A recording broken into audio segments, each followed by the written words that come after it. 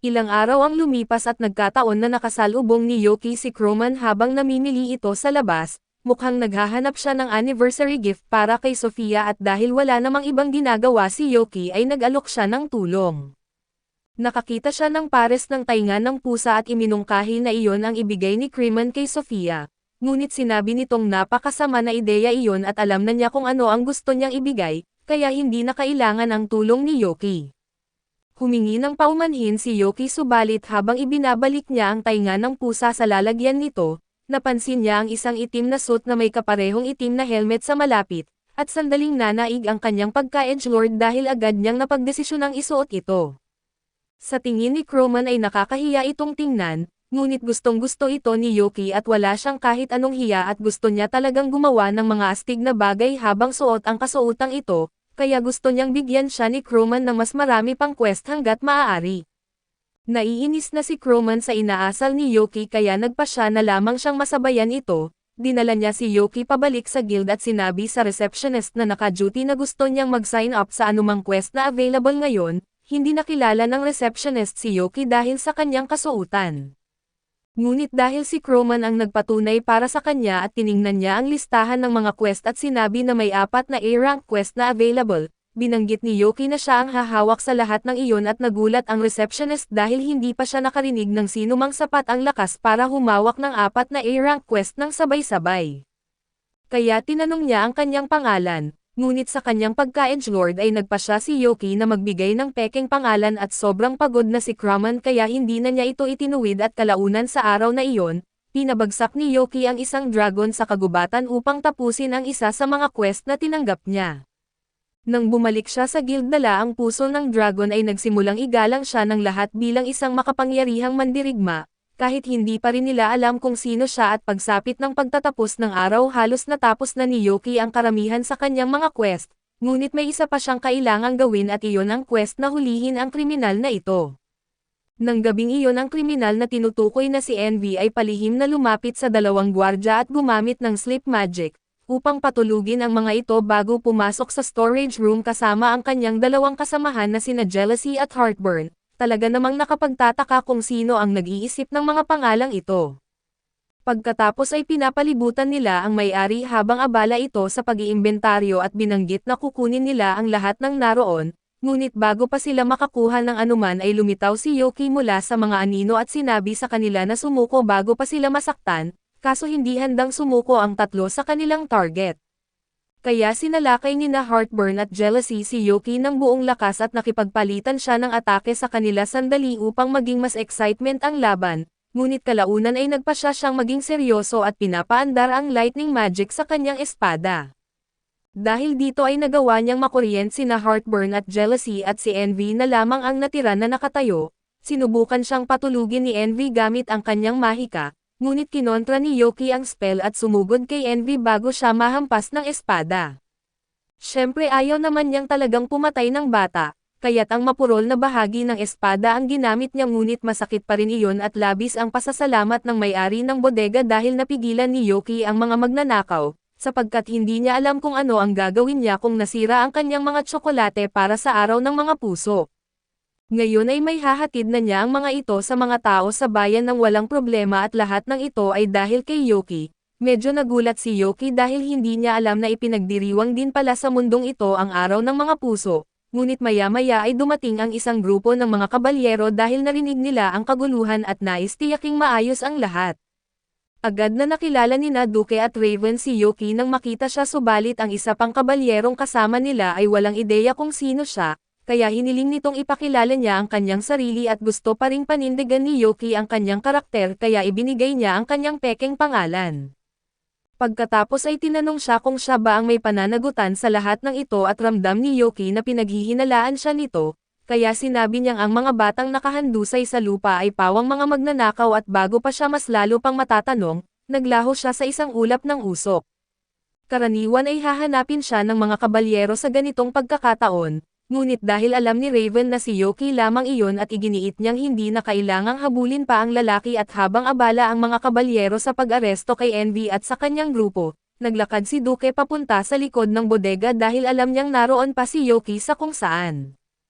Natagpuan niya si Yuki na nagtatago sa likod ng mga kahon, at hindi na siya nagulat sa ginagawang pagpapanggap nito dahil hindi ito ang unang beses na gumawa siya ng ganito at karaniwan siyang nahuhumaling sa isang kasuotang sa tingin niya ay astig at gumugugol ng maraming oras sa pagganap ng papel, bago niya napagtanto na nakakahiya pala ang kanyang ginagawa. Hindi naman masyadong naaabala si Duke dito pero alam niyang madudurog ang pride ni Yuki kapag binabalikan niya ito, kaya sinabi niyang tingnan niyang mabuti ang sarili sa salamin at sa una ay hindi naunawaan ni Yuki ang ibig sabihin ni Duke, ngunit nang tumingin siya sa salamin ay napagtanto niyang talagang nagpakaseryoso siya sa pagiging edgy sa buong panahong iyon. Matapos mahiya ng halos 10 minuto ay hinubad ni Yuki ang kasuotan at nagtungo sa guild upang kunin ang gantimpala sa pagkakahuli sa grupo ni Envy, kaso habang naroon siya ay tinanong niya si Crewman kung ano ba talaga ang layunin ni Envy. Hindi rin sigurado si Crewman pero ayon sa narinig niya ay dati raw silang mga B-rank adventurer at nakakita ng kakaibang libro sa dungeon, at mula noon ay lagi na silang nagsasalita tungkol sa pagsira sa araw ng mga puso at hindi ito lubos na maintindihan ni Yuki, ngunit naiintindihan niya ang pakiramdam ng hindi gusto ang araw ng mga puso dahil wala naman siyang natatanggap. Samantala sa bahay ni Cecilia ay abala ang mga babae sa paggawa ng mga tsokolate para sa araw ng mga puso para sa mga taong mahalaga sa kanila, at tumutulong si Sofia at kakatapos lamang ni Makana sa paggawa ng kanyang mga tsokolate nang mapansin niyang napakarami ng ginagawa ni Cecilia. Ipinaliwanag ni Cecilia na balak niyang ipamigay ang mga ito sa mga bata sa ampunan kinabukasan. Talagang napakabuting kilos iyon ngunit iniisip ni Makana na parang nawawala ang tunay na layunin ng mga tsokolate sa araw ng mga puso, dahil dapat ibinibigay ang mga ito sa isang espesyal na tao. Ngunit malinaw na may iniisip si Cecilia at kinaumagahan ay nagising si Yuki at sinabi ni Gar sa kanya na ngayon ay araw ng mga puso. Tumingin si Yuki sa sarili sa salamin at matyaga na naghintay at umaasang darating si Cecilia anumang sandali upang bigyan siya ng tsokolate. Makalipas ang ilang sandali ay tumunog nga ang doorbell subalit sa kanyang pagkadismaya, si Till pala iyon at hindi pa siya para kay Yuki at nandoon siya upang ibigay kay Gar ang espesyal na Majestite na tsokolate na ginawa niya para rito. Nagpa siya si Yuki na bigyan ng pribadong sandali ang dalawa dahil ayaw niyang makakagambala. Nagtungo siya sa guild dahil wala na siyang ibang magawa at ilang sandali pa. Pumasok si Crewman na may dalang kahon ng tsokolate mula kay Sofia at nang buksan niya ang mga ito, nabulag ang lahat sa dami ng pagmamahal at pag-aalaga na inilaan ni Sofia sa paggawa ng mga iyon. Labis ang saya ni Crewman dahil sa mga tsokolate ng kanyang asawa at nagsisimula ng magselos ng husto si Yuki, kaya tumakbo siya papunta sa lungsod upang hindi na niya maalala kung gaano siya nag-iisa at sa kasamaang palad. Habang naglalakad siya sa bayan ay puro magkasintahan ang nakikita niyang magkasamang masayang naglalaan ng oras para sa isa't isa. Pumunta siya upang kausapin si Duke tungkol dito subalit nakita niyang tumatanggap si Duke ng mga tsokolate mula sa isang babaeng kabalyero, at lalo siyang nakaramdam ng pag-iisa kaya muli siyang umalis mag-isa at umaasa siyang makakaiwas siya sa mga magkasintahan kahit sandali, ngunit nakita naman niya si Raven. Kahit ito ay nakatanggap din ng tsokolate mula kay Happiness na lalo pang nagpalungkot sa kanya, kalaunan ay naglakad si Yuki sa kalye kung saan nakita niya ang napakaraming babae na nakapila malapit sa isang kariton. Noong una ay nagtaka siya kung ano ang napakahalaga at pumipila sila ng ganoon. Ngunit sinabi sa kanya na iyon ang pila para magbigay ng tsokolate kay Yuga, at iyon na ang tuluyang sumisira sa kanyang pride at makalipas ang sandali ay nagkataon na napadaan si Makana, kaya tinanong siya ni Yuki kung narito rin ba siya upang magbigay ng tsokolate kay Yuga. Iyon nga sana ang plano niya ngunit nagdadalawang isip na siya ngayon dahil pakiramdam niya ay hindi sapat ang ganda ng kanyang mga tsokolate, hindi sinasadya ni Yuki na ipaparamdam sa kanya ang ganoong pag-alinlangan, kaya sinubukan niyang mag-isip ng paraan upang pasasayahin siya. Ngunit maya-maya ay dumating si Yuga mismo at nagulat si Makana dahil karaniwan ay hindi ito dumalo sa mga okasyon ng araw ng mga puso. Sinabi ni Yuga na nais lamang niyang tiyaking ang tsokolate ni Makana ang unang matatanggap niya. Nagulat at natuwa si Makana nang marinig na pinakamahalaga kay Yuga ang kanyang tsokolate, kaso nag-aalala pa rin siya dahil hindi siya magaling magluto at medyo pumapalpak ang kanyang mga tsokolate. Iginiit ni Yuga na hindi iyon mahalaga dahil nais pa rin niyang tanggapin ang mga ito. Napanatag si Makana nang marinig iyon kaya inilabas niya ang tsokolate na ginawa niya at hindi niya alam kung paano niya nagawa iyon, Ngunit ang tsokolate ay mukhang tila binibilad sa araw mula pa noong simula ng mundo at di alam ni Yuki kung ano ang sasabihin dahil malinaw na mukhang mapanganib iyon kainin. Subalit wala namang pakialam si Yuga at kinain niya ito ng isang subo lamang at pagkatapos ay sinabi niyang talagang nasarapan siya sa tsokolate, at alam naman nating hindi magaling magsinungaling si Yuga kaya malamang ay totoo ang sinasabi niya. Makalipas ang ilang sandali ay nagpunta si Yuki sa bahay ni Cecilia upang alamin kung bakit hindi pa siya nabibigyan ng tsokolate, pero sina Aqua at Sik lamang ang kanyang nadatnan at napansin ni Aqua na hinahanap niya si Cecilia. Ngunit sinabi nitong malas siya dahil nasa bayan si Cecilia at namimigay ng tsokolate sa mga ulila. Napaluhod si Yuki sa matinding pagkadismaya nang marinig iyon at naawa si Aqua sa kanya kaya inalok siya ng sarili niyang tsokolate. Noong una ay tumanggi si Yuki dahil tsokolate lamang mula kay Cecilia ang nais niya. Ngunit sa puntong iyon ay desperado na siya kaya tatanggapin na niya ang anumang maibigay sa kanya. Makalipas ang ilang sandali ay tumakbong dumating si Doke upang babalaan si Yuki na nakatakas si Envy mula sa kulungan at nagwawala sa buong lungsod. Si Envy at ang kanyang mga kasama ay nakasakay sa isang higanteng halimaw na kanyang nilikha, ginagamit ito upang sipsipin ang lahat ng tsokolate sa lungsod upang sirain ang araw ng mga puso para sa lahat. Sina Makana at Yuga ang unang kumilos upang pigilan ito. Sinubukan ni Yuga na kausapin si Envy upang itigil ang ginagawa nito. Ngunit tumanggi si Envy na makinig sa isang gwapong tulad niya na palaging tumatanggap ng napakaraming tsokolate at sinubukan niyang durugan si Yuga gamit ang kanyang halimaw, ngunit nakaiwas ito sa tamang oras.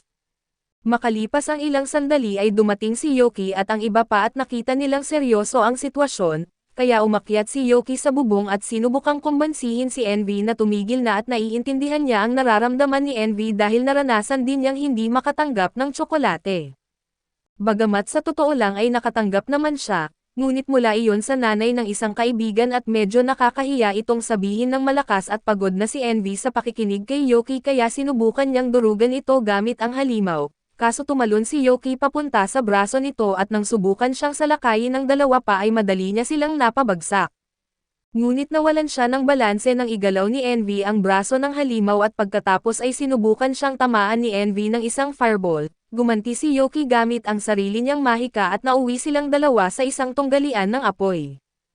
Tinanong ni Envy kung bakit hindi rin kinasusuklaman ni Yuki ang araw ng mga puso tulad niya, at sinabi ni Yuki na dahil may pag-asa pa rin siya na bibigyan siya ng tsokolate ng babaeng gusto niya at nang marinig iyon, lalo pang nag-alab sa galit si Envy kaya itinulak niya palayo si Yuki at saka sinimulang higupin ang lahat ng tsokolate sa paligid, kabilang ang kahon na hawak ni Cecilia. Nang makita iyon ay napagtanto ni Yuki na malamang para sa kanya ang kahon na iyon, at dahil nawala ito ay labis siyang nagalit kaya tumigil na siya sa pagpipigil at pinakawalan ang isang malakas na kidlat diretso kay Envy. Tinutupok ng kidlat ang mahiwagang aklat ni Envy kaya nawalan siya ng kontrol sa halimaw, at dahil dito ay bumagsak siya sa lupa. Ayaw ni Yuga na masaktan siya kaya nasalo niya si Envy sa tamang oras subalit sa kanyang gulat ay nalaman niyang babae pala si Envy. Ang dahilan kung bakit nagwala si Envy ay dahil tinanggihan ng lalaking gusto niya ang kanyang tsokolate at nasaktan siya sa pag-aakalang walang halaga ang kanyang ginawa. Ngunit sinabi ni Yuga na hindi iyon totoo at inisip ni Envy na sinasabi lamang iyon ni Yuga dahil gwapo siya at palaging tumatanggap ng napakaraming tsokolate, pero totoo ang sinasabi ni Yuga at idinagdag niyang masaya siyang tumanggap ng tsokolate mula kahit kanino basta't buong puso itong ginawa. Nang marinig iyon ay natunaw ang puso ni Envy pero muling hindi napansin si Yuki kahit siya ang gumawa ng halos lahat, bumagsak siya sa lupa sa pagkatalo dahil walang pumapansin sa kanya, pero hindi kailanman makakalimot si Cecilia sa kanya. Habang naroon siya ay iniabot niya kay Yuki ang isang bag para sa araw ng mga puso na inihanda niya. Tuwang-tuwa si Yuki dahil sa wakas ay nakatanggap din siya ng regalo mula kay Cecilia kahit medyo nadismaya siya dahil namimigay din ito sa marami pang iba, kabilang sina Sik at Happiness. Ngunit nang silipin niya ang loob ay napansin niyang may cake siyang natanggap bukod sa karaniwang cookies, at wala nang iba ang nakatanggap ng cake at ibig sabihin ay espesyal ang turing niya sa kanya.